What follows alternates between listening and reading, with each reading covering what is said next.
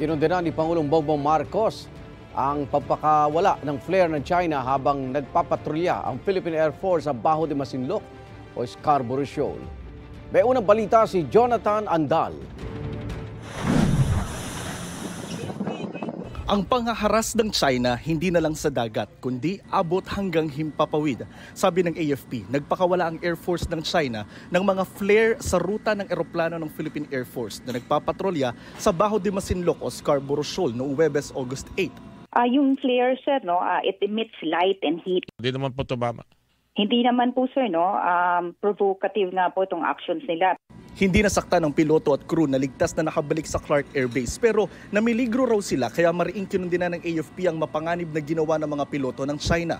Nireport na ng AFP sa Department of Foreign Affairs ang panibagong panghaharas na ito ng China na may tuturing daw na paglabag sa aviation safety regulations at international law.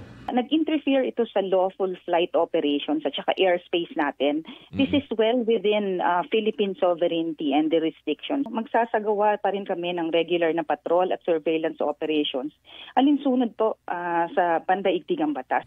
Si Pangulong Bongbong Marcos mariing kinokondena ang insidente. Suportado raw niya ang ating magigiting na sundalo, lalo na ang hukbong panghimpapawid. Hindi raw makatwiran, iligal at walang pakundangan ang aksyon ng Air Force ng China.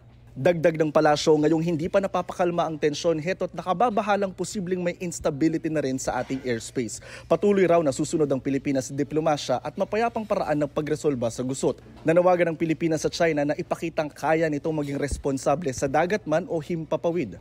Sa ulat ng Reuters, sinabi ng Southern Theater Command ng Chinese military na illegal na nang himasok ang Pilipinas sa kanila raw airspace at ginambala raw ang kanilang training.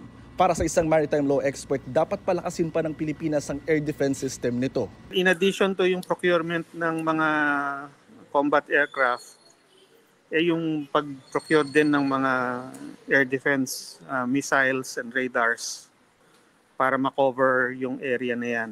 Kinumpirma naman ng Philippine Navy na isang research vessel ng China ang namataan sa katimugang bahagi ng Recto Bank na napakayaman sa langis at gas pero hindi pa na-explore ng Pilipinas dahil sa agawan sa China. Based on her track, most likely this ship is doing some research. What type of research, we could not say yet.